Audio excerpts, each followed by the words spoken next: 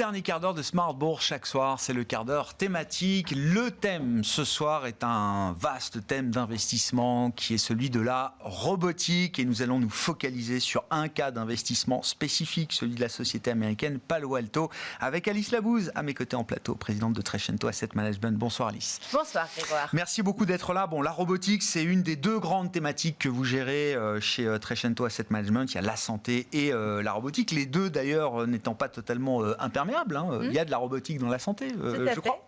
C'est pas le sujet qui nous occupe aujourd'hui. La verticale qui nous intéresse, c'est donc le domaine de la cybersécurité avec le cas d'investissement de la société américaine Palo Alto. Exactement. Alors en 2015, quand j'ai créé mon fonds sur la robotique et l'intelligence artificielle, évidemment, je voulais de la cybersécurité en me disant il va y avoir de plus en plus d'objets connectés, l'intelligence artificielle va se développer, il faut absolument qu'on puisse avoir de la sécurité. Et à l'époque, impossible de trouver une société cotée sur les marchés parce que tout était dans... C'était pas investissable. Ben non, c'était quasiment impossible. Alors heureusement, les temps ont changé. Évidemment, la cote a grandi en matière de robotique et d'intelligence artificielle. Et vous avez un certain nombre d'acteurs de premier plan, évidemment, qui se sont développés à mesure où l'IA et la robotisation et les objets connectés se sont développés. Et aujourd'hui, on a choisi Palo Alto, une société américaine de taille quand même importante. Ah bah c'est déjà un poids lourd, oui. Ah bah oui, 70 milliards d'euros. Alors si on le veut en dollars, ça fait 75 milliards de dollars, ce qui est quand même une sacrée société, avec des très belles performances depuis son introduction en bourse. Ça s'est introduit en bourse en 2012 et à 42 $ par action. Et aujourd'hui, on est à 208 ou 247 $ même. Alors la petite histoire, parce que vous savez que moi j'aime bien les petites histoires d'entrepreneurs, j'en suis une moi-même, c'est vraiment un garçon qui s'appelle Nir Zouk, un peu comme Zuckerberg, mais juste le diminutif, donc qui est israélo-américain, qui lui avait travaillé, un ingénieur qui avait travaillé dans la cybersécurité dans des très grosses entreprises. Il a décidé de créer sa propre société et surtout de créer un des premiers pare-feu absolument hors norme, puisque c'est un système en fait qui est interopérable et qui fonctionne dans tout ce qu'on appelle les clouds publics. Alors ça peut paraître un peu compliqué, mais vous savez que des gens comme Amazon, Google, Microsoft ont développé des offres pour les entreprises, pour le cloud, pour héberger toutes les données et pour faire fonctionner les entreprises avec le cloud. Et bien en fait, lui, il a trouvé une solution vraiment qui couvre tous les besoins d'une entreprise en matière de cybersécurité et c'est là où il a vraiment fait la différence parce que jusqu'à présent, en fait, il fallait réussir à... on était obligé en fait d'avoir du matériel dans les bureaux, on était obligé de vérifier toute la chaîne, c'est-à-dire que vous aviez dans un bureau puis dans un autre bureau, vérifier qu'il n'y avait pas de problème avec l'imprimante, avec tout ce qui était les objets connectés, même dites de fin de chaîne. Et ben lui, il a créé une solution qui permet jusqu'à l'imprimante, si vous voulez, qui est connectée sur votre réseau, d'avoir un système de sécurité. Et même pour aller plus loin, d'abord, il a acheté plein d'entreprises, il a acheté une quinzaine d'entreprises en quelques sacré années. build-up, Assez impressionnant. Donc à chaque fois, évidemment, comme il a son parc client très important, il impulse des nouveaux savoir-faire et donc en fait, il facture encore plus ses clients sur de nouvelles opportunités.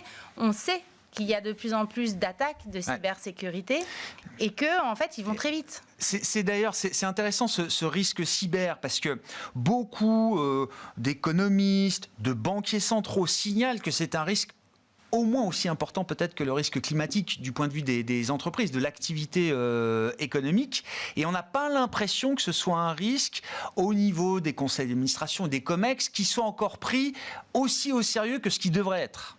Imaginez le jour où la Banque centrale américaine fait l'objet d'une cyberattaque. On a eu sur des hôpitaux, etc. À chaque fois, ça fait les gros titres. Ou une entreprise également se retrouve avec toutes ces données inaccessibles contre des rançons. Imaginez le jour où, si ça arrive, j'en sais rien, mais si on aura des puces dans le cerveau, puisqu'il y en a qui le développent, et que quelqu'un pourra prendre le contrôle sur un pacemaker ou sur une puce que vous avez dans le cerveau, très clairement, en fait, il vaut mieux investir maintenant pour les entreprises, même si ça coûte de l'argent, plutôt que de se retrouver dans une situation à la merci en fait de hackers qui eux vont de plus en plus vite. Et c'est pour ça qu'en fait cette société Palo Alto a développé des solutions d'intelligence artificielle et de deep learning pour créer leur propre scénario de cyberattaque et se préparer constamment aux grands changements en fait sur ce marché qui évolue à vitesse grand V. Ils sont le positionnement et là où les solutions qu'ils ont créées, est-ce que ça rend le caractère de Palo Palo Alto unique, parce que comme dans les semi-conducteurs ou comme dans la tech en général, dans la cybersécurité, on sait qu'il y a des spécialités, des domaines d'expertise spécifiques, il y a des positionnements dans la chaîne de valeur qui peuvent être très différents d'une société à l'autre. Là, est-ce qu'ils ont des concurrents dans le domaine dans lequel ils exercent justement leur solution? Alors oui, bien sûr, maintenant ils ont des concurrents. En fait, avec une société qui s'appelle Fortinet, ils sont vraiment deux à être un peu leaders sur le cloud public et sur l'interopérabilité, à avoir une offre vraiment colossale. Après, vous avez d'autres sociétés, CrowdSky, Checkpoint Software par exemple, qui sont vraiment des sociétés américaines. Alors souvent israélo-américaines. On sait qu'Israël a toujours été très en avance sur les sujets de cybersécurité. Vous avez encore plein de sociétés non cotées en Israël qui développent des savoir-faire très forts. Donc oui, il y a de la concurrence et je pense que ça va continuer parce qu'on a besoin d'innovation, on a besoin de sociétés qui trouvent des solutions dans ce monde où les objets connectés sont à portée de main ou même à portée de corps. Si on parle de quel type de rythme de croissance pour une société comme Palo Alto aujourd'hui? C'est quoi un peu les chiffres clés de l'entreprise? Déjà, le marché de la cybersécurité dans le monde, c'est à peu près 15% par an estimé sur les 10 prochaines années. Palo Alto, c'est plutôt jusqu'à présent autour de 30% par an. Et là, la croissance du cloud, en fait. Voilà. Ça, c'est la croissance qu'on voit dans les services cloud de Microsoft, d'Amazon, etc. Donc c'est précisément ça. Là, on imagine à peu près autour de 20% par an, à la fois en croissance organique, donc des nouveaux clients, et à la fois en acquisition, donc ce qu'on appelle la croissance externe, qui permet de faire du nouveau business. J'ajoute quand même qu'évidemment, tout a changé à cause ou grâce au Covid, parce qu'à partir du moment où il y a eu le Covid, les sociétés ont été obligées d'accélérer en fait leur présence sur le cloud et de permettre du travail à domicile, de la décentralisation de données. Et là, c'est encore une formidable opportunité, évidemment, pour des sociétés spécialisées dans la cybersécurité comme Palo Alto.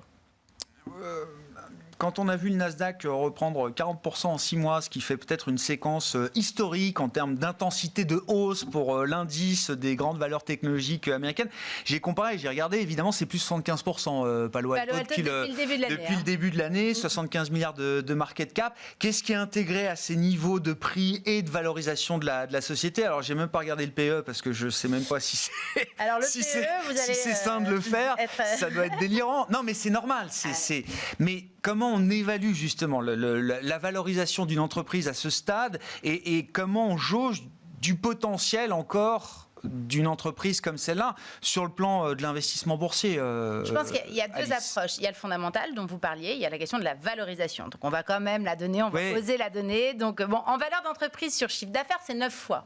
Raisonnable. Enfin, raisonnable. Élevé, mais raisonnable, on va dire. Par contre, sur le résultat net, donc ce qu'on appelle le price earning ratio, c'est 49 fois. C'est clairement ce qu'on appelle une entreprise de croissance. C'est du Hermès, quoi. C'est un peu du Hermès. Je suis d'accord. Donc, vous avez la valorisation qui est quand même assez élevée, surtout après cette hausse depuis le début de l'année. Et puis après, vous avez le sujet des flux. C'est-à-dire, ce qu'il faut bien comprendre, l'année dernière, ce qui s'est passé et pourquoi est-ce qu'on s'est retrouvé avec une forte baisse du Nasdaq, de toutes les valeurs technologiques ou de toutes les valeurs de croissance. C'est que cette fameuse hausse des taux d'intérêt aux États-Unis a un impact colossal sur le cash, la masse de cash. Évidemment, les sociétés qui se payaient cher ont eu tendance à se dégonfler. La question, c'est est-ce qu'on va revenir sur un environnement avec plus de liquidité, une détente sur les taux d'intérêt? Mon sentiment, c'est que oui, alors peut-être pas en septembre, mais peut-être en début d'année prochaine ou à la fin du premier trimestre de l'année prochaine. Et donc, je crois que dans le rallye qui va s'opérer sur les marchés à partir de ce moment-là, parce que je crois qu'il y aura un rallye assez violent, en tout cas c'est mon point de vue, je peux me tromper, sauf le choc externe, comme la guerre en Ukraine ou ce genre de choses. Il me semble qu'une société de cybersécurité qui est leader mondial, qui a développé un savoir-faire et qui travaille avec le monde entier, si vous voulez, avec Amazon, avec Microsoft et autres, me semble être plutôt bien positionnée pour profiter de ce rallye. Donc je pense que c'est une opportunité boursière importante sur repli d'essayer de prendre cette société. Nous, on en a dans notre fonds robotique et intelligence artificielle. Palo Alto, donc 75 milliards de dollars de market cap et effectivement un des leaders américains et mondiaux sur ce segment de la cybersécurité dédié au cloud public. C'est ça, tout à fait. Alice. Merci beaucoup d'être venue nous parler de robotique, de cybersécurité et de ce cas d'investissement spécifique Palo Alto. Alice Labousse qui était avec nous, l'invitée du quart d'heure thématique de Smart Bourse ce soir, présidente de Trecento Asset Management. Voilà pour cette édition, on se retrouve demain à 12h30 en direct sur Bismart.